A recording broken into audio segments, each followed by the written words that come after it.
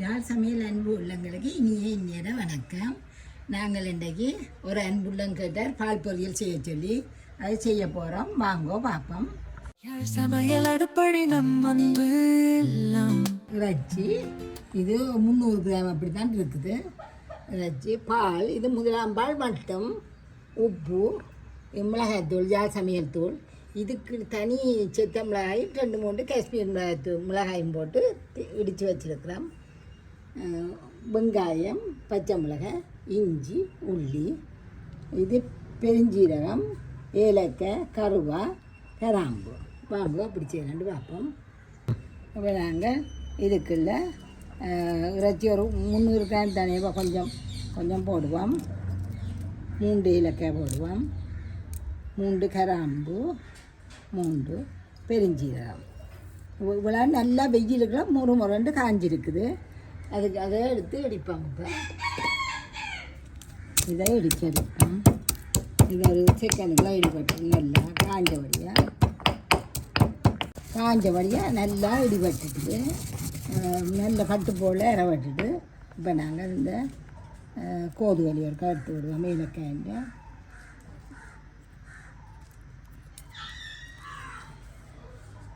இது நல்லா பசுந்தாக வந்துட்டு நீ நாங்கள் இதுக்குள்ள இந்த இஞ்சி, உள்ளி அதை இடிப்போம்.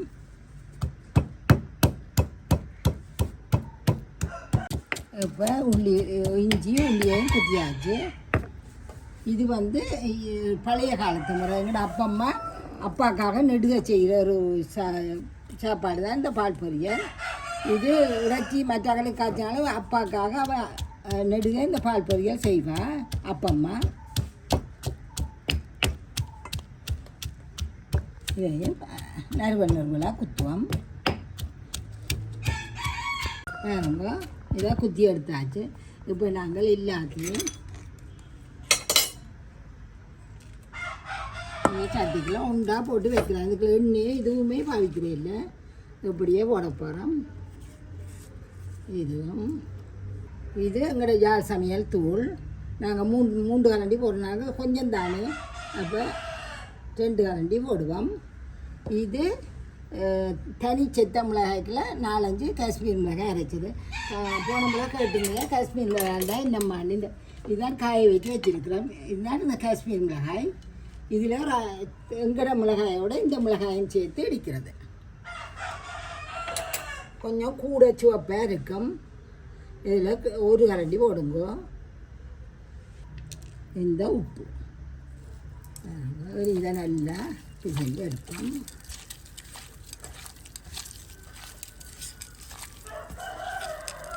இது ஒரு சட்டியிலேயே குழைச்சி ஒரு சட்டியிலேயே சமைக்கிற சாப்பாடு.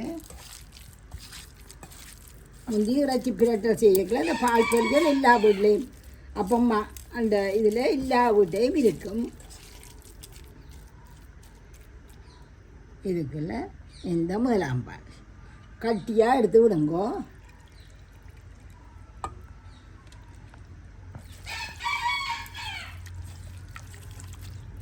இப்படியே அடுப்பில் வச்சு எரிக்கிறது தான்.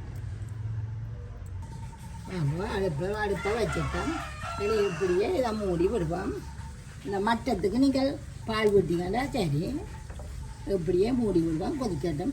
ஒரு கொதி நல்லா கொதி வந்தோடனே நாங்கள் மெல்லிய நல்லா விடணும். இந்த இதை தான் நல்லா விட்டு தான் முருகை பண்ணணும். வாங்க வச்சதுக்கு பார்க்க எல்லாம் திறந்து இப்போ அதுவும் தண்ணி விடும்.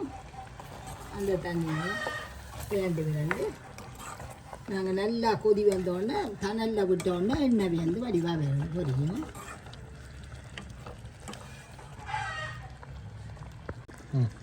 மெல்லிய நெருப்பில் விடுவோம். இதுக்குள்ள கருவேப்பிள்ளை இருந்தால் போடுங்கோ, கருவேப்பிள்ளை இல்லை அப்படியே நான் போடல. அப்படியே மெல்லிய நெருப்பில் விடுவோம். பாருங்க, நாங்கள் அப்போதை 3 நேரத்துக்கு திறக்க இல்லை, மெல்லிய நெருப்பில் விடு. இந்த எண்ணெய் பேர்த்தோடு வருது என்ன அப்படியே நல்லா இதாண்டி இந்த எண்ணெயில் கொஞ்சம் முருகை விடுவோம். இந்த எண்ணெயில் முருகம் நல்லா இருக்குது. ஒரு வித்தியாசமான கறியாக இருக்கும். மூடி விடுவோம். ஒரு 2 நிமிஷத்தால் நிப்பாட்டி விடுவோம். வாங்க பாருங்க, இந்த மாதிரி பொரி வடை இது ஒரு எண்ணெயும் கொஞ்சமே பாவிக்கல நாங்கள் தேங்காய் பாலை பொரி வடை வேறு இப்படியே வச்சுட்டு 2 நிமிஷம் நிப்பாட்டி விடுவோம். இதில் கொஞ்சம் இந்த தேங்காய் பாலில் வித்தியாசமான கறியாக இருக்குது. இதுதான் பால் பொரியல். இந்த அன்புலாம் கேட்டார் எப்படி செய்கிறேன்ட்டு இந்த செய்து கொடுக்கு தம்பி.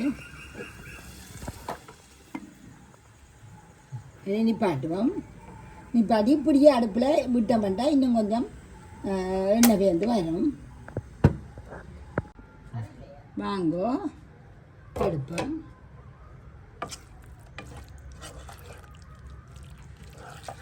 இன்னும் நீங்கள் இப்படியே தண்ணியில் விட்டீங்கன்னா நல்லா முருகி இன்னும் முருகின மாதிரி வரும். ஆக முருக விடாமல் எடுக்கிறேன். இதே மாதிரி செய்யுங்க, இப்படியே வரும். கொஞ்சம் ஆற தனித்தனி இறைச்சியாக வரும். சமையல் அடுப்படி நம் அன்பு இல்லம் சுவை மணக்கும் விரல் நுனியில் கலைவண்ணம்